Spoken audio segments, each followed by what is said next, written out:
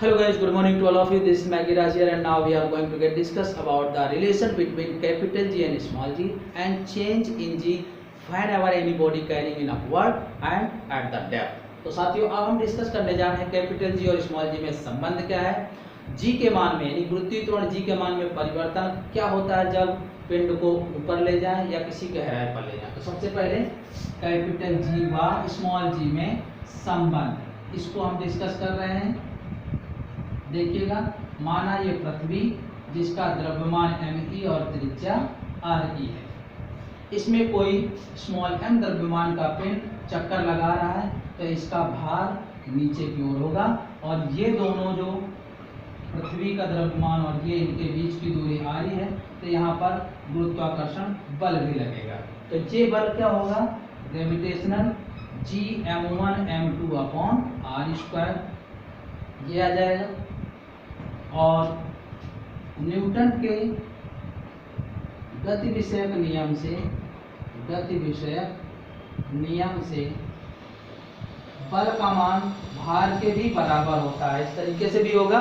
तो हम दोनों देखिएगा, माना पृथ्वी का द्रव्यमान me व त्रिज्या re है, इसमें स्मॉल m द्रव्यमान का कोई पिंड पृथ्वी सतह पर चक्कर लगा रहा है, तो इनके बीच में लगने वाला गुरुत्वाकर्षण बल F = G m upon r square, जबकि न्यूटन का गति विषयक द्वितीय नियम कहता है कि बल भार के भी बराबर होगा। तो दोनों समीकरण को सॉल्व कर दीजिएगा, समीकरण 1 व 2 से, तो ये हो जाएगा mg = G m upon re square, m से m कैंसिल हो जाएगा, G re स्क्वायर = Gm।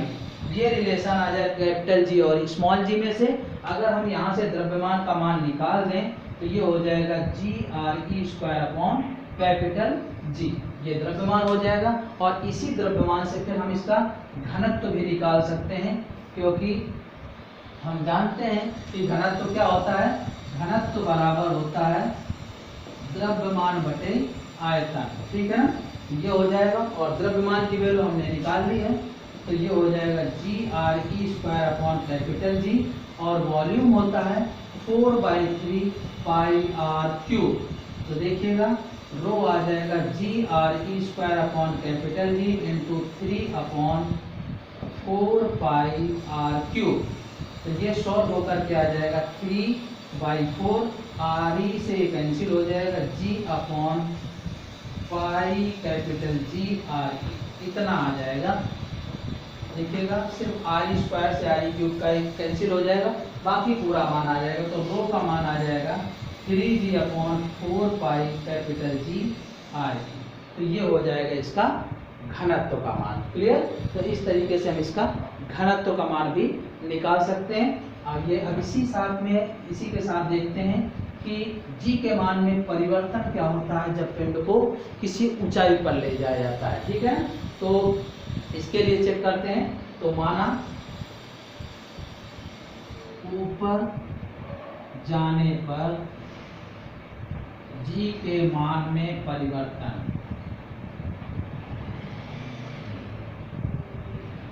ये क्या होगा। तो माना ये पृथ्वी है, पृथ्वी का द्रव्यमान me और त्रिज्या re है। पहले कोई पिंड जिसका द्रव्यमान m था, A बिंदु पर था, पृथ्वी सतह पर था। फिर इसके बाद हमने इसको h ऊंचाई पर ले गए हैं, यहाँ पर B बिंदु पर, ये B बिंदु है और ये A बिंदु है। तो अब ये पूरी दूरी जो हो जाएगी इतनी हो जाएगी re + h, ठीक है ना।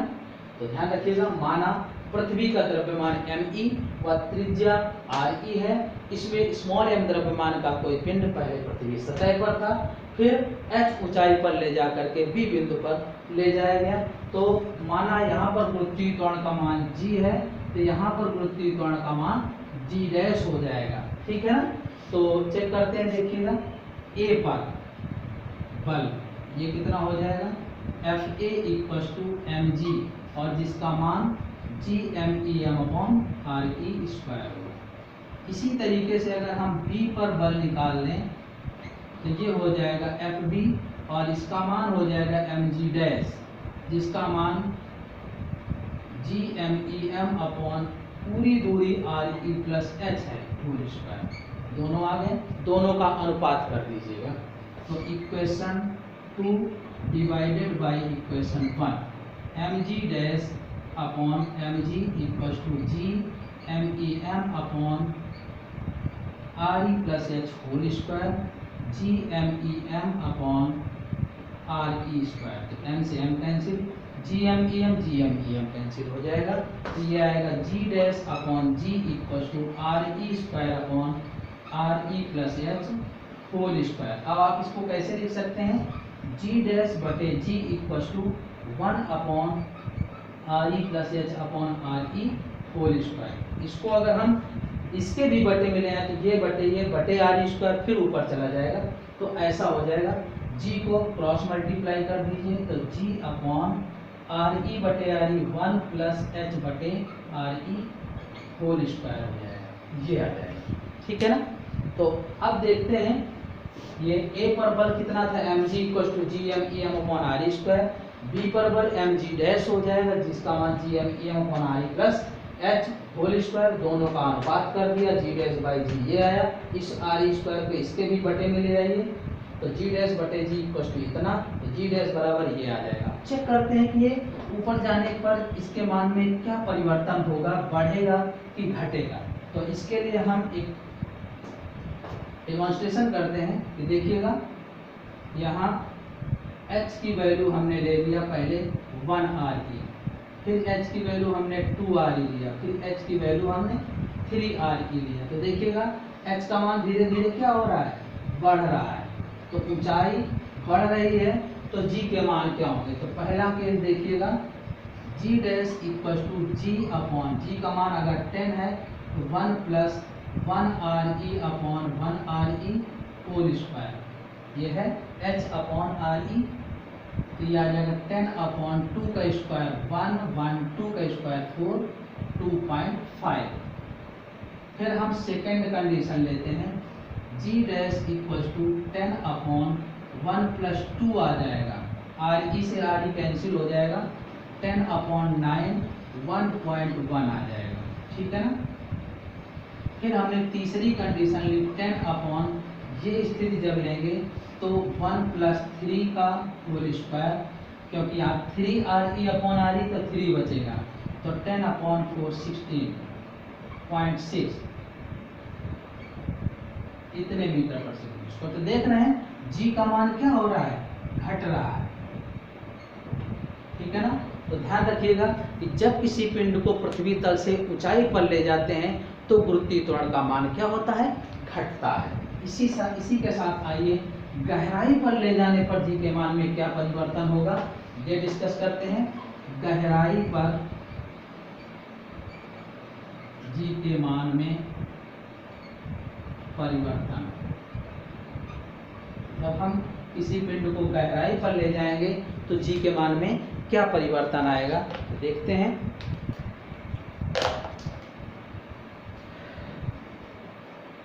ये पृथ्वी है, पृथ्वी का द्रव्यमान me और त्रिज्या re है। पहले m द्रव्यमान का कोई पिंड a सतह पर था, भीतरी सतह पर, और फिर इसके बाद जब हम इसको h गहराई पर ले आएंगे तो अब ये यहाँ पर आ जाएगा और यहाँ से इसकी दूरी बचेगी re माइनस h। ये बिंदु a था, ये बिंदु b है। a पर मान लेते हैं गुरुत्वीय त्वरण g है और b पर मान लेते हैं गुरुत्वीय त्वरण g डैश है। तो इसकी भाषा हो जाएगी, माना पृथ्वी का द्रव्यमान me और त्रिज्या re है। कोई पिंड जिसका द्रव्यमान m पहले पृथ्वी सतह के बिंदु a पर है तथा फिर इसे h गहराई पर लाया जाता है, ध्यान रखिएगा। तो इसमें गुरुत्वीय त्वरण के मान क्रमशः g और g डैश प्राप्त होते हैं। तो तल a पर यानी भीतरी सतह है पृथ्वी सतह की, तो FA equal to mg equal to g me m upon re square, पूरी त्रिज्या होगी। तो mg equal to g into द्रव्यमान आयतन गुणे घनत्व से निकालेंगे अपॉन re स्क्वायर। ये आयतन और ये घनत्व है तो स्क्वायर से क्यूब कैंसिल हो जाएगा। mg equal to g into 4/3 pi re dm, ये आया पहला समीकरण। फिर जब हम h गहराई पर लेंगे b पर, तो ये आ जाएगा fb, जिसका मान mg डैश है, g me dash m upon re minus h whole square, और me डैश क्या होगा, आयतन इंटू घनत्व, तो 4/3 pi r cube into d, तो mg डैश आ जाएगा g into 4/3 pi re minus h whole cube dm upon re minus h whole square, तो होल स्क्वायर से क्यूब कैंसिल हो जाएगा, mg dash equal to g into 4/3 pi re minus h dm, ये second equation आ जाएगी। ध्यान रखिएगा, ये पहला समीकरण था और ये दूसरा समीकरण।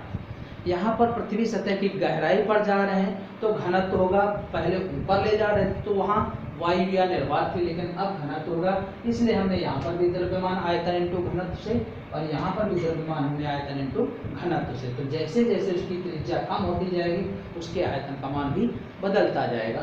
तो ये दो समीकरण प्राप्त हुए। अब इन दोनों समीकरणों को हल कर देते हैं, तो देखते हैं इक्वेशन यानी समीकरण 2 डिवाइडेड बाय समीकरण 1, तो ये आ जाएगा mg डैश अपॉन mg, ये आएगा g into 4/3 pi re minus h dm upon g into 4/3 pi re dm, ये कैंसिल हो जाएगा, dm dm m से m, ठीक है ना। ये आ जाएगा finally g dash upon g equal to re minus h upon re, तो g dash equal to g re upon re minus h upon re, तो re अपॉन re क्या हो जाएगा 1 और ये है h upon re, g dash बराबर इतना आ जाएगा। और ध्यान रखिएगा, इसमें जब भी हम h का मान क्रमशः रखेंगे तो यहाँ पर भी गुरुत्वीय त्वरण का मान घटेगा। तो ध्यान रखिएगा, ये पृथ्वी सतह से जब ऊंचाई पर ले जाते हैं तब भी गुरुत्वीय त्वरण का मान घटता है, और पृथ्वी तल से जब गहराई पर ले जाते हैं तब भी गुरुत्वीय त्वरण का मान घटता है। लेकिन ध्यान रखिएगा, दोनों में ये नहीं कह सकते कि समान रूप से घट रहा है, ऊपर जाने पर अलग क्रम में घटेगा और नीचे ले जाने पर अलग क्रम में घटेगा, लेकिन दोनों ही स्थितियों में गुरुत्वीय त्वरण का मान घटेगा। ओके।